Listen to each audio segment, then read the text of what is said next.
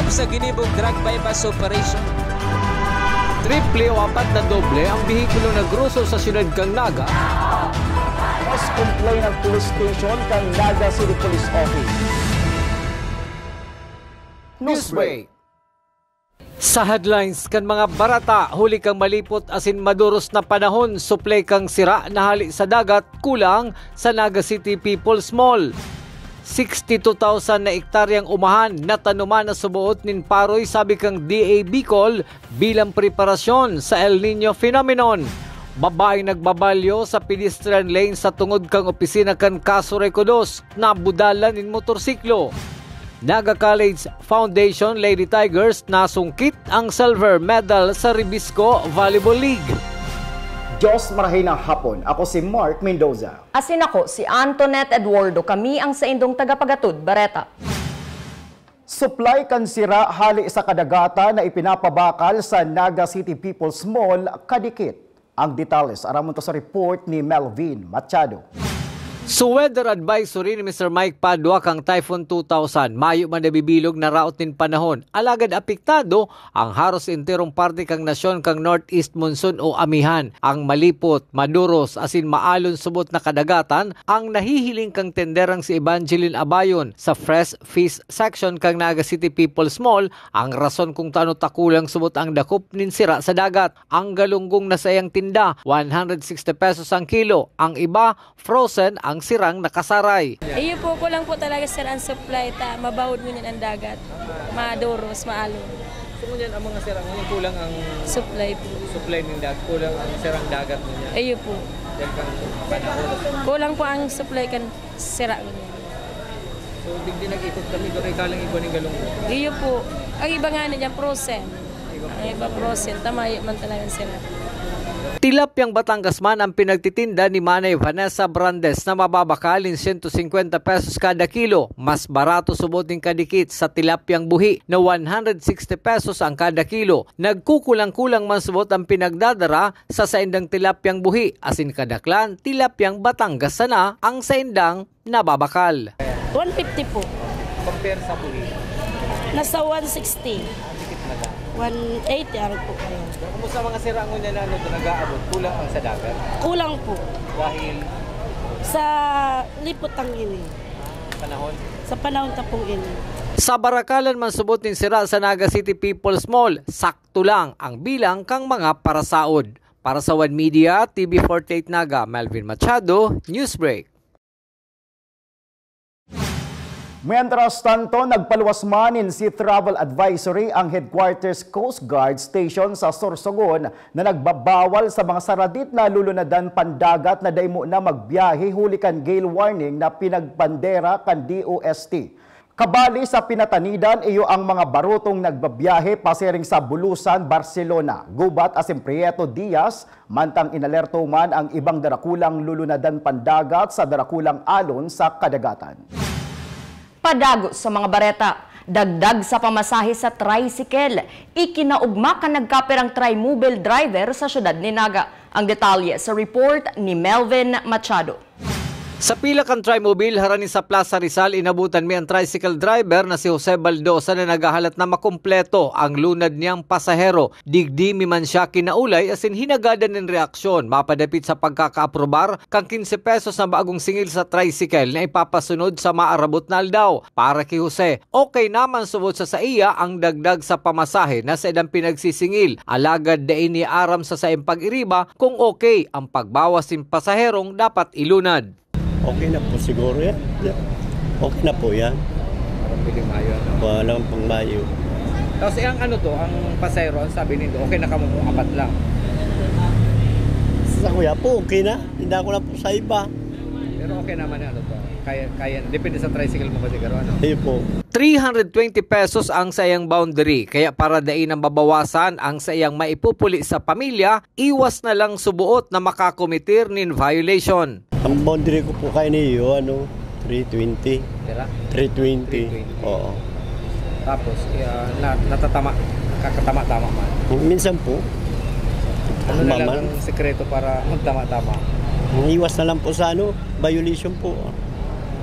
Para Ito, dahil ka na makadagdag sa mga sala ba yun, mabawas pa. Pipirmahan na sana ni Naga City Mayor Nelson Ligacion na nasabing ordinansa para sa fare increase antes ining ipasunod sa syudad. Para sa One Media, TV48 Naga, Melvin Machado, Newsbreak. Sa iba pang bareta, pinag-anunsyar ni Public Safety Office Executive Director Rene Gumba na mapuuna ang City Anti-Drug Task Force na magresibinin impormasyon kung sa irisay ang mga personang imbuelto sa illegal na droga. Ini sa paagikan isumbong mo ang pusher program kung saan pwedeng ipaabot ang sumbong sa hotline na iaanunsar man ka na sabing task force. Kabali sa miyembro kan task force iyong NCPO, PIDEA, City Mobile Force Company, Prosecutor's Office, Naga City Anti-Drug Abuse Board, asin iba pa. Bisalaog kang sa tuyang syudad. So gusto sabihin kung igwa kamong mga aram dyan sa barangay nindo, sa komunidad nindo, na mga pusher ning illegal na droga, igwa na kitang hotline na pwede nindong padarahan kang pangaran, detalyes, mga insidente, para po ang task force, iyo mismo ang ma-follow up kayan. By the way, ang mga miyembro kang City Anti-Drugs Task Force, kabali ang Philippine National Police, ang PIDEA, ang Mobile Force Company, pati po sa tuyang Prosecutor's Office, Anti-Drugs Board, kabusinda imbelto sa satuyang City Anti-Drugs Task Force. Padagos pa sa mga bareta, nagkaigwaman ngunya na hapon nin pag-uurolay ang Naga City Peace and Order Council na nagtukar kan mga aktibidad kan lambang ahensya na may koneksyon sa Pasi Orden sa syudad ning Naga. Susog kay Rene Gumba kan Public Safety Office, may aprobadong programa ang Peace and Order Public Safety Plan o POPS Plan na madurar hasta sa taong 2025. Kabali sa mga uurulayan, so mga mayor na aktibidades ngunya na taon, tanapoon pa sa nabaga po ang taon. So this will be an opportunity for the various agencies to lay down their plans in terms of peace and order and public safety. And then i-remind na din sa mga pag-iriba na igwa kita ning POPS Plan, itong Peace and Order Public Safety Plan that is effective until 2025. So, yung plano po na yan, iyo ang giya, ang Biblia, kang gabos na mga peace and order and public safety agencies na yaon digdi sa laog kang syudad. Sa pagbabalikan news break, babaeng nagbabalyo sa pedestrian lane sa Barangay Del Rosario, syudad ni Naga, nabudala nin Trimobile. Iyan asin iba pang mga bareta sa pagbuelta kan One Media TV48 Naga News Break. Dakop sa ginibong drug bypass operation. Triple o apat na doble ang bihikulong nagruso sa syudad kang Naga. Mas complain ng police station kang Naga City Police Office. Newsbreak. Flight attendants, prepare for takeoff, please.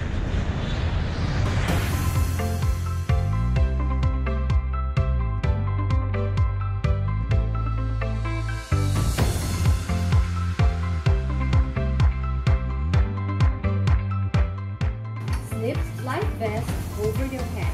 Take the tape around your waist.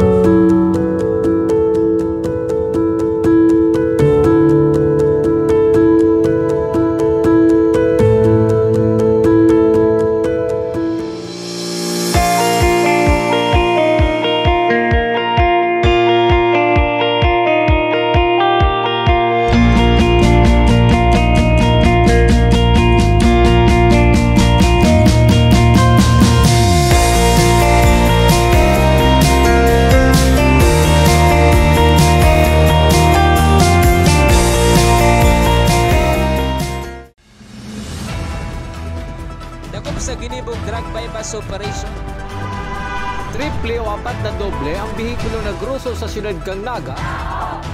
Mas complain ng police station kang Naga City Police Office. Newsbreak. Sa pagpapadagos kan mga bareta, mano-manong pinaghalian mga basurang nakabara sa Hinagyanan Main Canal sa Banwaan kan Calabanga, Camarines Sur para buwelong makabulos ang tubig pasiring sa mga umahan. Ang Hinagyanan Canal nakakasakop sa barangay kan Bunot hasta sa mga umahan kan barangay Sibubo kan nasabing munisipyo. Nangangapudan man ang National Irrigation Administration sa mga nakaistar na harni sa mga irrigation facilities na iwasan ang pag-apunin basura para buwelong makabulos ang tubig pasiring sa mga umahan. Sa iba pang bareta, 59,761 bags ng certified seeds ang pinagdistribuer kan Department of Agriculture Bicol para sa mga paraoma para amay na makapagtanom bilang pang-andam sa dry spell sa bulan kan Marso. Susog ki DA Bicol spokesperson Love Guarin, may direktiba subuot si DA Regional Director Rodel Tornilla na dapat bulan kan Marso mayo sindang ididistribuer na mga seeds asin dapat ngunya na bulan kan Enero nakapagtanom na subuot ang mga paraoma. Sa presente may 62,000 hectares ng natatanumanin paroy sa bilog na rehiyon. Pina-early yung planting ngayon, lalo-lalo ng rice, kaya December pa lang talagang marami na nagtanim. Inabot na ng 62,000 hectares yung nataniman. And sabi ni Director ang marching orders niya, pagdating ng March, wala na kaming i-distribute na seeds. Dapat nakatanim na January pa lang lahat. Mientras tanto, natapos na ang active surveillance sa mga ataman na urig sa Banwaan in Pamplona, Camarines Sur, kung sa 49 na urig, hali sa manlain-lain na barangay ang pinagkuanan in blood sample. Maugmang pinag-anunsyar ni DA Regional Spokesperson Love Guarin na negatibo sa helang na African swine fever ang mga urig sa Banwaan in Pamplona, Camarines Sur. Yung Pamplona tapos na nag-gibo na ng active surveillance kang last week. Nagkuha na ng 49 samples sa iba't ibang barangay and walang nag-positive. Pero hinihingan pa namin yung LGU ng report of ASF free. Sa satuyang police report, inaresto kan mga operatiba kan Pili Municipal Police Station ang sarong 27 anyos na solterong may warrant of arrest para sa kasong pagbalgar sa Republic Act 9165 o mapadapit sa illegal na droga. Ang suspek ang residente kan Zone 8, Barangay San Jose, Pili, Camarines Sur. Ginibo ang pag-aresto sa suspek kan suumang alas 8 ng pagkabanggi sa mismong residensya kaini. Sa iba pang police report, babaeng nagbabalyo sa pedestrian lane sa partikan Barangay del Rosario, Siyudad ni Naga, nabudala ng Trimobile. Ang detalye sa report ni Melvin Machado.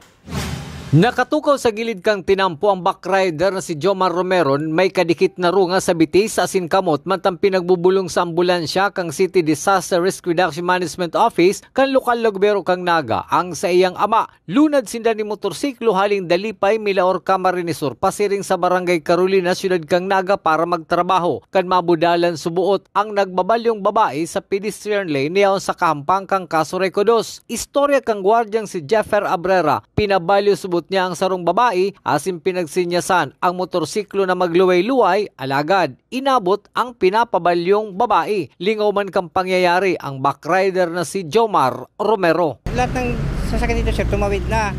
Tapos sir, dito sir tumatawid si ma'am. Pinaparak ko na sir doon.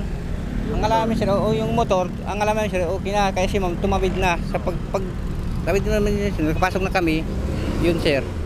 Diretso pa rin yung motor mo sir, kaya mali yung motor sir doon. Yung tama ng babae kumusta? Minor lang? Oh sir, minor lang sir. Paalang sir at saka po. Pasahin ka mo? Carolina po. Halika mo dito sa may Milaor area, no? San Antonio. Dalipay po. Hindi ko nag-agi. Hindi po, pasir naman. Pasahin ka mo Carolina. Naman. May Del Rosario ang agi nindo. Halika mo dito. Tapos sapang ka nito babae. Hindi ko po araw. Ay, nakasugod ka lang. Nakasolo na ba ako papa? Para sa security guard na si Jeffer Abrera na pirming may pinapabalyo sa tinampo, may pakiulay siya sa mga motorista. Sana sir, ang advance ko sa mga munisipyo pag freestyle lane, sana sir, igalang nila sir. Magtigil sir kahit sir walang tumatawid.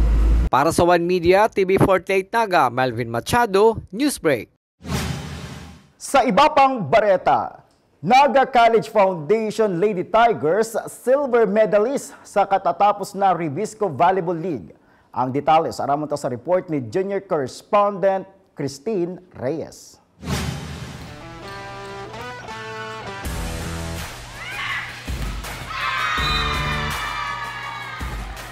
Pugol hinangos ang naging hampangan kang Bacolod Taytong asin Naga College Foundation para sa finals kang Ribisco Volleyball League. Dinominar kang Bacolod Taytong ang tulong set asin pinangaranan bilang kampiyon kang Ribisco Volleyball League. Daima sunete na mako ang kampyonato, naiuliman ni Vanessa Sari kan NCF Girls Volleyball ang titulong season's MVP.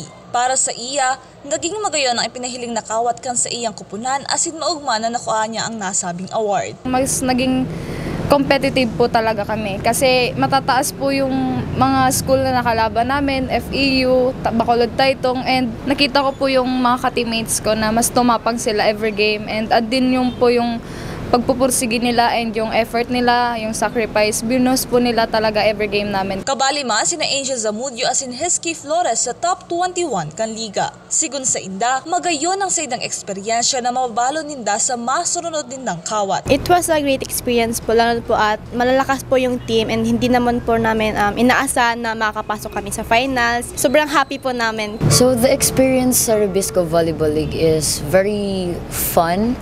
Though it's tough because nakalaban namin yung